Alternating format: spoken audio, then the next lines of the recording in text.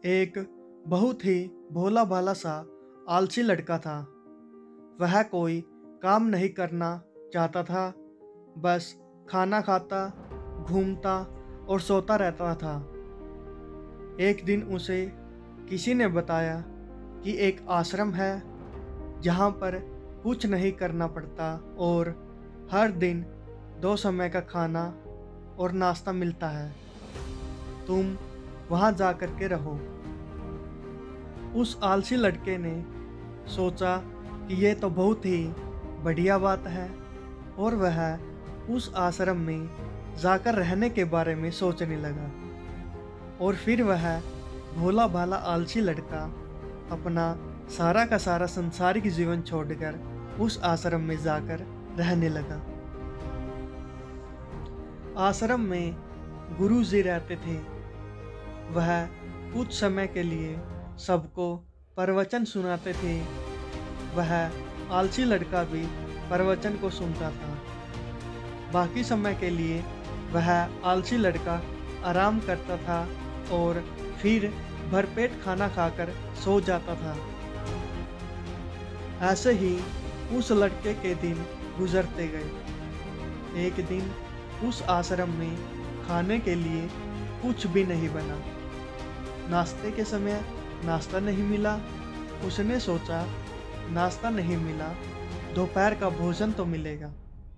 अब दोपहर के भोजन के समय भी उसे भोजन नहीं मिला। आलसी लड़का दौड़ करके गुरुजी के पास गया और उसने पूछा कि आज भोजन क्यों नहीं बना। गुरुजी ने कहा कि बेटा आज एकादशी है और जितने भी आश्रम के सदस्य हैं उनका आज उपवास है और तुम्हारा भी आज उपवास है। आज भोजन नहीं बनेगा। वह लड़का आलसी तो था ही और उसे भूख भी बहुत ज़्यादा लगती थी। उसने गुरुजी से बोला कि मैं उपवास नहीं रखूँगा क्योंकि मुझे भूख लगी है और मैं खाना खाऊंगा। गुरुजी ने बोला ठीक है, जाओ भंडारे में से सामान लेकर के आओ और आश्रम में नहीं बाहर ले जा कर के बना लो। लेकिन याद रखना, भोजन बनाने के बाद सबसे पहला भोग भगवान को लगाना और फिर तुम प्रसाद ग्रहण करना। वह लड़का बोला ठीक है और फिर अनाज लेकर नदी की ओर पहुंचा। भोजन पकाने लगा। भोजन पककर तैयार हुआ। उसके बाद कहने लगा कि भगवान श्री राम आइए, पधारिए और भोग लगाइए। अब जब उसे लगा कि भगवान तो आ नहीं रहे हैं, तो फिर कहने लगा कि मुझे मालूम है आपको तो अच्छा खाना खाने की आदत है। मैं अच्छा खाना बना नहीं पाया और मुझे अच्छा खाना बनाना भी नहीं आता, लेकिन जो भी रूखा सूखा बना है आकर खा लीजिए। भगवान श्री राम उसकी सरलता को देखकर बहुत ही प्रसन्न हुए और उस लड़के को दर्शन दे दिए। उसने देखा कि भगवान श्री राम आए हुए हैं और उनके साथ माता सीता भी आई हुई हैं। लेकिन लड़के ने सिर्फ 2 लोगों के लिए भोजन बनाया था, एक अपने लिए और दूसरा भगवान श्री राम के लिए। अब क्योंकि भगवान के साथ माता सीता भी आई हुई थी, तो उसने उस भोजन को माता सीता और भगवान श्री राम के सामने ग्रहण करने के लिए रख दिया। भगवान श्री राम और माता सीता ने भोजन किया और उसके बाद जब वह जाने लगे तो यह भोला सा आलसी लड़का बोला कि प्रभु आप आए, दर्शन दिए, बहुत ही अच्छा लगा। मुझे खाने को कुछ नहीं मिला, लेकिन कोई बात नहीं। आपसे एक विनती है कि अगली बार जब आप आएंगे तो कितने लोग आएंगे ये बता दीजिए, ताकि मैं उतने लोगों के लिए भोजन बनाकर रखूं। भगवान श्री राम मन ही मन मुस्कुराए और फिर अंतर्ध्यान हो गए।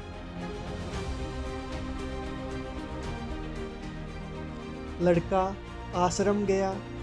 दिन बीतते गए और फिर दोबारा से एकादशी का दिन आया और इस बार उसने 3-4 लोगों के लिए अनाज लेकर के खाना बनाने के लिए उसी नदी के किनारे पहुंचा और उसने बड़ी प्रसन्नता से भोजन बनाया और इंतज़ार करने लगा कि प्रभु आइए और भोग लगाइए।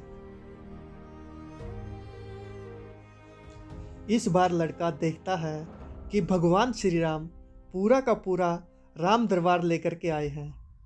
जैसे माता सीता, लक्ष्मण, भरत, हनुमान जी और सभी लोग आए हैं। लड़के ने 3-4 लोगों का भोजन बनाया था और इस बार भी भोजन कम पड़ गया। लड़के ने निराश होकर भोजन को प्रभु श्री राम के आगे रख दिया।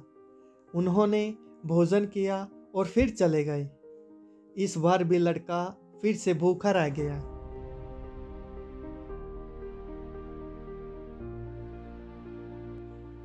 अब लड़का फिर आश्रम गया। दिन बीतते गए और फिर दोबारा से एकादशी का दिन आया। इस बार गुरुजी से कहने लगा कि गुरुजी, मुझे इस बार थोड़ा ज़्यादा अनाज चाहिए। गुरुजी सोचने लगे कि यह इतना सारा अनाज का करता क्या है, कहीं इसे बेचता तो नहीं। फिर उन्होंने कहा कि ठीक है, भूख से परेशान रहता है। लड़के ने कहा कि नहीं गुरुजी, मैं भूख से परेशान नहीं रहता हूँ। प्रभु के साथ बहुत लोग आते हैं, उनको भी तो भोजन कराना पड़ता है।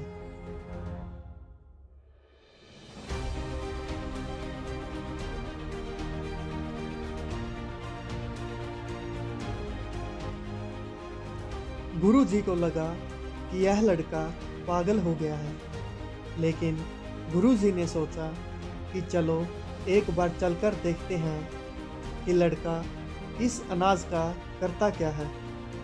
वह भोला सा लड़का अनाज लेकर के नदी के किनारे पहुंचा और इस बार भोजन बनाया नहीं। उसने सोचा कि प्रभु हर बार ज़्यादा लोगों को लेकर के आते हैं, इस बार वह जितने भी आएंगे खुद बना करके भोग लगा लेंगे। और फिर प्रेम से प्रभु को बुलाने लगा।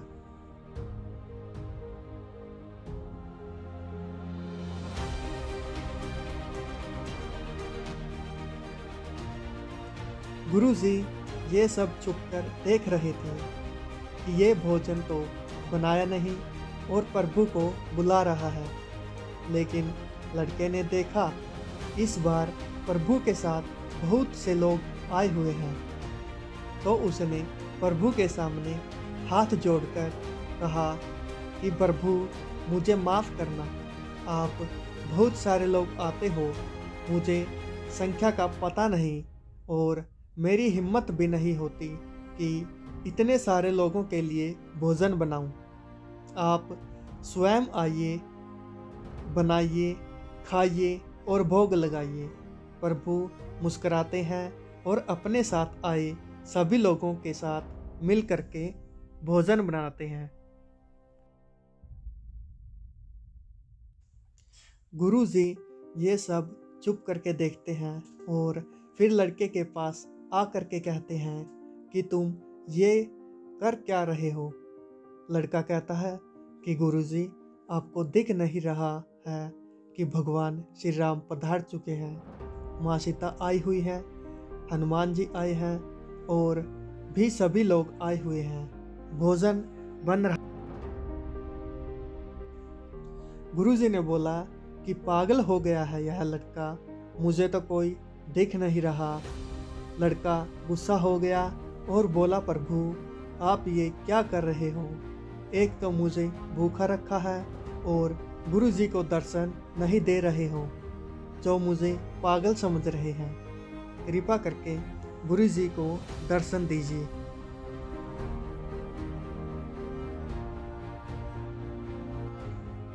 भगवान बोले, नहीं, मैं इन्हें नहीं देख सकता। लड़का बोला, क्यों नहीं देख सकते? मेरे गुरु जी तो बहुत महान हैं, बहुत बड़े ज्ञानी और ज्ञाता है। भगवान बोले, हाँ, ज्ञानी और ज्ञाता होंगे, लेकिन तुम्हारी तरह सरल नहीं है। जो सरलता तुम में है वो तुम्हारे गुरुजी में नहीं है। लड़के ने ये बात गुरुजी से कह दी कि भगवान श्री राम कह रहे हैं कि आप में सरलता नहीं है, आप मेरी तरह सरल नहीं हैं, इसलिए आपको नहीं दिख सकते।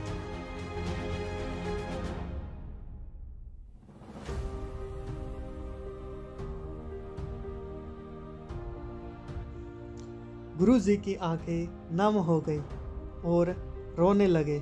बोले कि बिल्कुल सही कहा, मेरे अंदर तुम्हारी जितनी सरलता नहीं है।